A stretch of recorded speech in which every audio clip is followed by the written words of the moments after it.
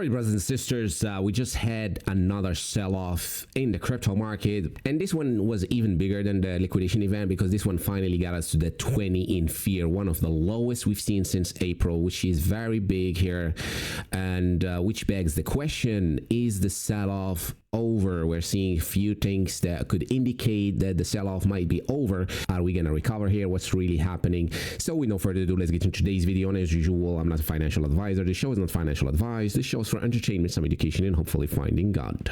All right, so let's get into it, guys. Here now, we've seen one of the craziest crashes ever, not because it was a fast crash or a flash crash or a black swan or nothing like that, but because Bitcoin decided to, out of the blue, start to sell off. Caught most of the people off guard because we had this major uptrend here going on the lower time frames. We had everything looking pretty good, Bitcoin recovering from the wicks, and we had this higher high structure here. Bitcoin at 116 looked like it was gonna start to go higher, but suddenly if we look at this even on the hourly here, we started to sell off, and it was a relentless selling.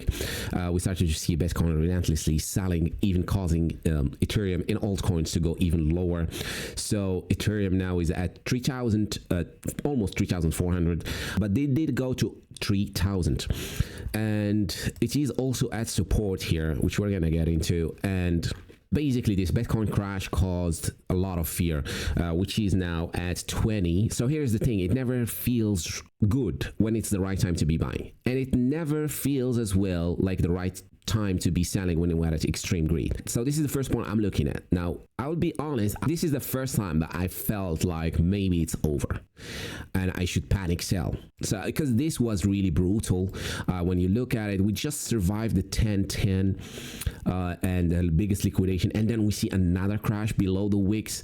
This really did cause a lot of trouble. Everyone on Twitter was super bearish. Even the OGs, people that really believed in this, started turning bearish, and this is why we're seeing also the fear and greed go this low. So this is not even that retail and new people being fearful here, it's the OGs as well, that this dip caused them to be really fearful. So that's the first point I was looking at, and I was like, maybe I should not really be emotional here and just look at what's going on. Yes, the worst now happened.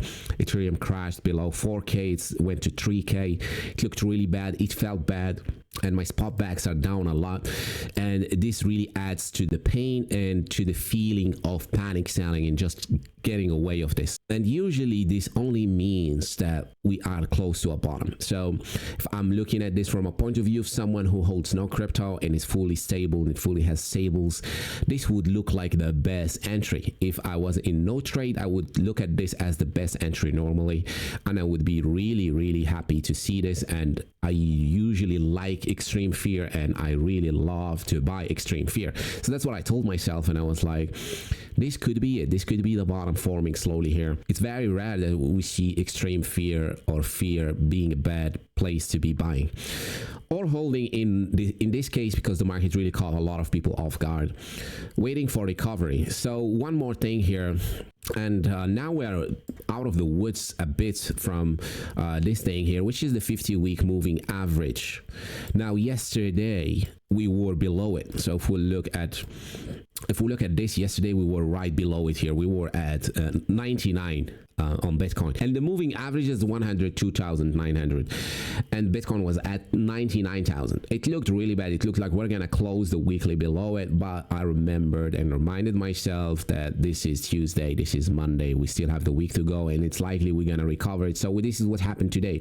Now today Bitcoin is above the 50-week moving average. Now just to give you some perspective here, whenever we go to it, we bounce, and whenever we lose it, like we did in 2021 and 2022, when we lose it, this is over. Usually this is the bear market, right? So we lost it here, went down, retested it, and that was it. So it does play a big role here to look at it, and also it really held us back in 2021 when we had that crash. It held us perfectly here, and then we seen a bounce.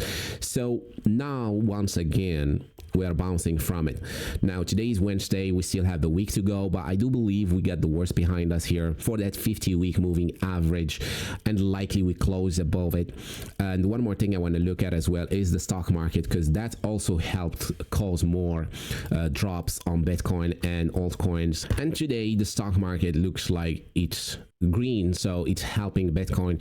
So as long as the S&P 500 gives us some room here and just stays here or bounces a bit, this will give Bitcoin more strength to close above the 50-week moving average, which also is a bottom signal as well. Now, I didn't like the fact that we didn't take 98, we came so close to it, but this could be as well a front run, and also it gives us more of a higher high, but slight higher high. But if we took this, would be much better, so people stop looking at the downside here, and as we get so close to it. But I've seen this play out often here now when we see whales front run major levels like the 98k. So a lot of people are looking to bid 98k because of the wick here that was not taken since June of 2025. So it makes a lot of sense for a lot of people to place orders here, me myself included. I had placed orders here, leverage on Bitcoin, but it did not get hit, and I've seen this play out a lot where whales front run a major level. So this could be the case that we don't take the 98k. We could still take it. Maybe next week we come back to revisit this. But overall, I do think this is as worse as it can get here. With this week, seeing a front run like that is not out of the ordinary. We see this a lot, especially recently. I started to see this as more people start to trading these wick stakeouts and sweeps of the lows and sweeps of the highs. So as more people use this strategy, less effective it becomes. And the second thing is, if we look at the monthly on Bitcoin here, and the reason we're looking at Bitcoin is because you understand by now that Bitcoin is leading the way. If Bitcoin is going down, altcoins go down. If Bitcoin goes up, altcoins go up. So that's why we mainly look at Bitcoin now. So usually with Bitcoin as well, when it comes to the monthly, when the monthly starts by selling off, it usually reverses. So you can see this here with this March, we had this drop, and on April we had the worst drop, if you all remember that. And then that was the same month we had the worst drop. This was by the way, if we come back to the fear, this was this part here. This was the 7th of April, right? April, the first week of April, we had extreme fear, which was at 20, like today. If we look at the charts again, this is the worst drop happened on the first week of November, and we've taken as well the low of October, which was the red month we all feared, and we've taken it in November, something similar to what we did back in here with April. So April started by a major sell-off and taking out the low from March, which was also a bad month. And then April ended up being a green month, and then we reversed right after it. So this is the second thing I'm looking at. This could possibly play out. Where we see November being that month that starts with a shakeout, with a bear trap, and then we reverse. And we're already taking the low from October, which is a very good sign, which was the liquidation wick. And reverse higher, and then we see December being the continuation, and then the blow off top. So it is still not out of the table to see another leg up here. Based on all of this, we got the weekly 50-week moving average holding us still. We are at extreme fear. Everybody's feeling fear. Everybody's very emotional. Everybody gets liquidated. Everybody has no money. And guess what happens usually when that happens? Market reverses. So if everybody's out of money and everybody is in a bad situation, everybody gets liquidated, usually that's when the market reverses. Because smart money and people that were stable, and people were sitting on the sideline, they see this major fear, they see this major capitulation, they just buy. So now looking at Ethereum, which is now our indicator for the old season. And if we look at Ethereum and we look at its own 50-week moving average, we did the same with Ethereum. 50-week moving average, Ethereum hit it, went right back up. And this as well, Ethereum as well took this liquidation event wick. And most importantly, if we look at the daily, we can look at this as a major range for Ethereum. We'll get this major range here. So if I remove everything from here, and we can look at this now. So we all remember this 3000 level was a psychological level. We had a big, let's say this whole box here. This was a major support resistance level where it held us here. And then once we break below it, we crash and then come back above it, hold, then crash below it, rejects from it. And then we go back now, which makes sense that we're coming to retest this. That's what it looks like to continue higher. And obviously we got the 50-week moving average now holding us, which also signals there is no bear market here for Ethereum.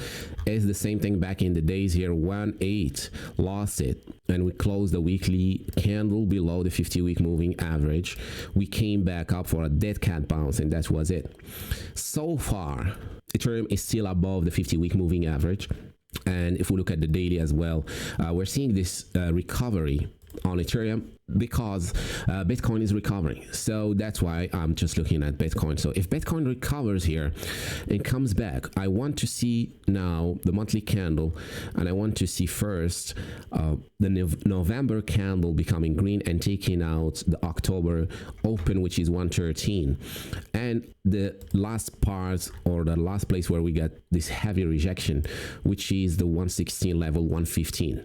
So as soon as Bitcoin is above 115, 116, I do believe we can confirm that the low is in, and we see another leg up on Bitcoin.